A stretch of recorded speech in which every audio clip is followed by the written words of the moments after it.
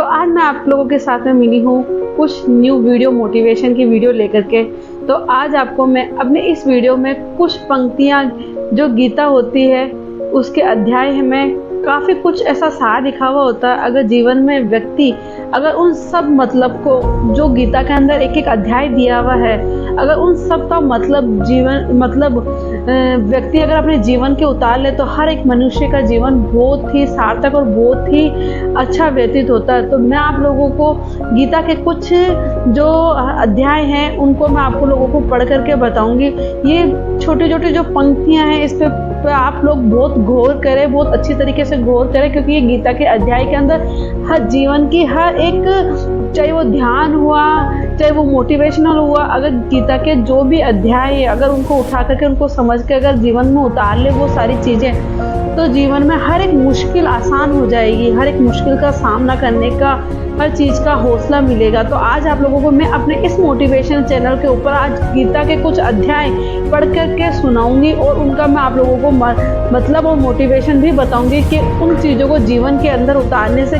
कितना व्यक्ति के जीवन में परिवर्तन होता है और हर एक मुश्किल का सामना करने के लिए उसको हमेशा ही हौसला मिलता है। तो मेरी इस वीडियो को पूरा जरूर देखें मेरे भाइयों, क्योंकि ये जो छोटे छोटे जो गीता के जो सार होते हैं, गीता के जो छोटे छोटे अध्याय होते हैं, अगर हर एक व्यक्ति अपने इस जीवन के अंदर इन चीज़ों को अगर उतार ले तो हर मुश्किल का सामना वो बहुत अच्छी तरीके से कर सकता है। मन में अगर गंदे विचार आए तो गीता में कुछ ऐसे सार दिए हुए हैं जिनको आप अगर सुन करके बहुत ही अच्छा लगेगा। तो गीता का अध्याय है कि हे केशव, एक विचार और है, आपका ध्यान लगाते समय मन में आप रहे और संसार का कोई भी विचार बाधा ना डाले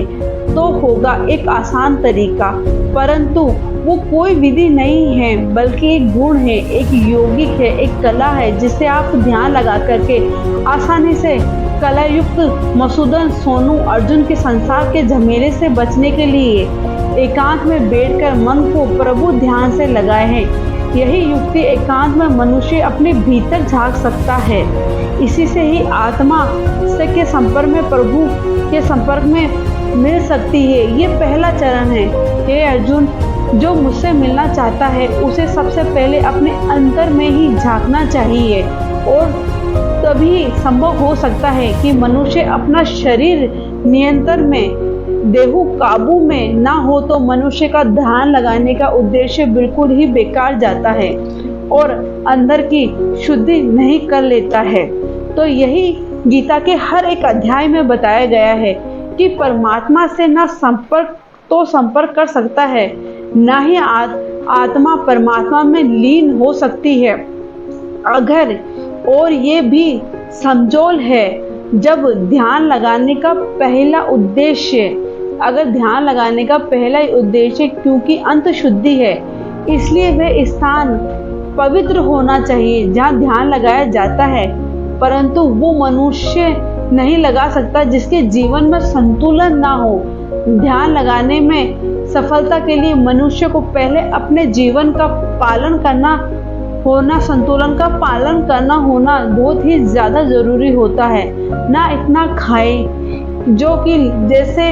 इतना नहीं तो इतना खाना चाहिए कि यूँ लगे कि जैसे वो केवल खाने के लिए ही जी रहा हो,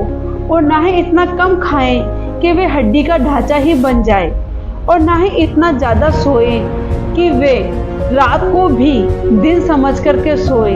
तो ये हमेशा ही इंसान को अपने जीवन के अंदर ये प्रवृत्ति उतारनी चाहिए कि हर जीवन के अंदर हर एक चीज़ का संतुलन बनाए रखना चाहिए। जब ही गीता में ये युक्तियाँ बताई गई है कि अगर इंसान को अगर अपने जीवन में हर चीज़ का संतुलन बना करके अगर वो चलेगा तो कभी भी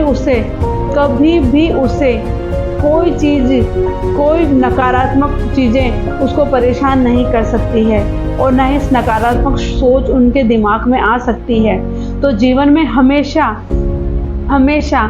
अपने जीवन में ये गीता के जो अध्याय है ये मनुष्य को बहुत ज़्यादा ज़रूरी है अपने जीवन में उतारने के लिए और इन चीज़ों का पालन करने के लिए। तो गीता में यही चीज़ और यही सार दिया गया है, क्योंकि अगर व्यक्ति गीता के इन अध्याय को अगर अपने जीवन के अंदर उतार लेंगे ना तो जीवन जीने के लिए बहुत ही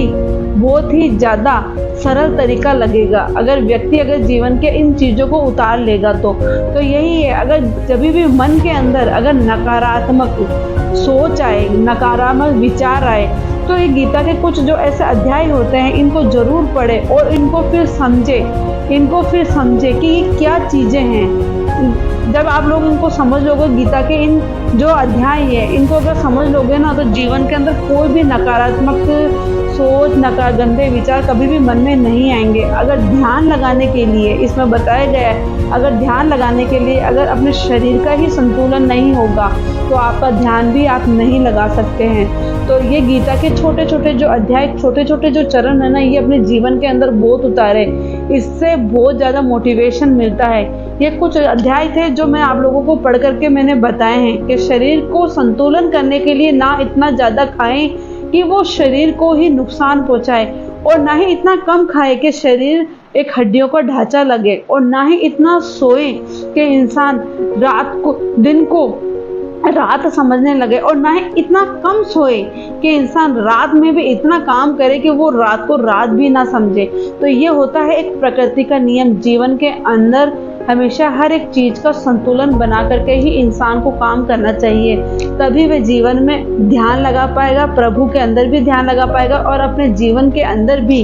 हर चीज को वो अच्छी तरीके से कर पाएगा। तो मैं आपको कुछ बस गीता के यही अध्याय बताना चाह रही थी। जब आपके मन में हर समय अगर गंदे विचार आए, नकारात्मक विचार आए, तो इन अध्याय को जरूर सुने, ताकि जीवन के अंदर आगे बढ़ने के लिए आपको काफ़ी मोटिवेशनल